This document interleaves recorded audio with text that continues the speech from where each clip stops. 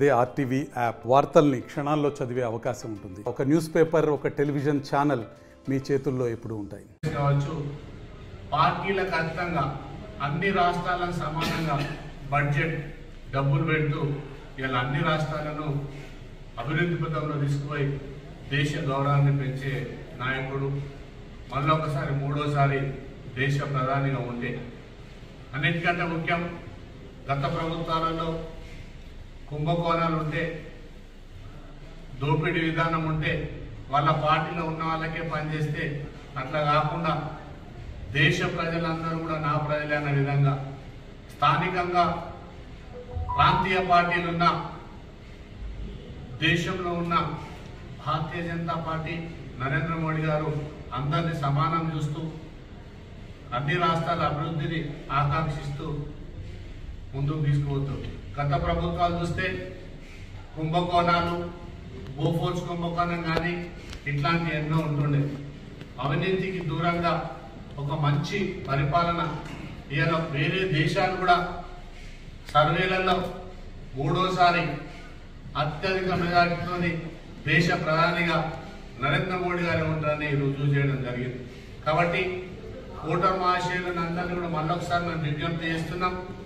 గల్లీ మే కోన్ మీరందు ఢిల్లీ మా మోడీ అయినా అన్న అందరి నిదానం.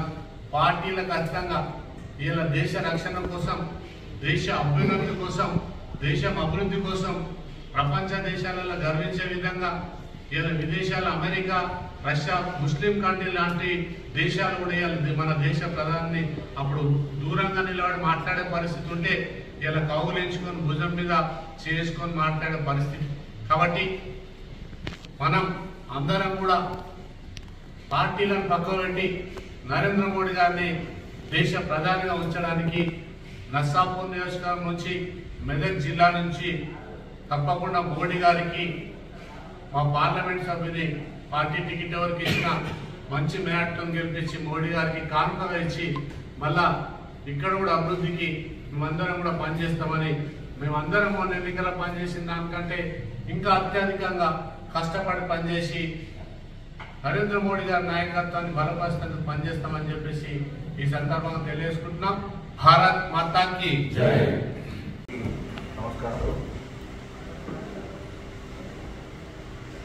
రాబోయే 2 మాసాలలో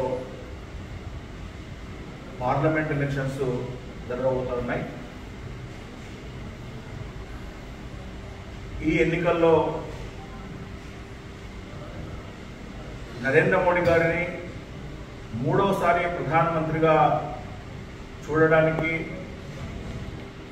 సబ్బండ వర్గాలు కూడా కోరుకుంటున్నారు, ఆశిస్తూ ఉన్నారు. ఎందుకంటే గత 10 సంవత్సరాల్లో నరేంద్ర మోడీ గారు మన దేశానికి ప్రధానమంత్రి అయిన తర్వాత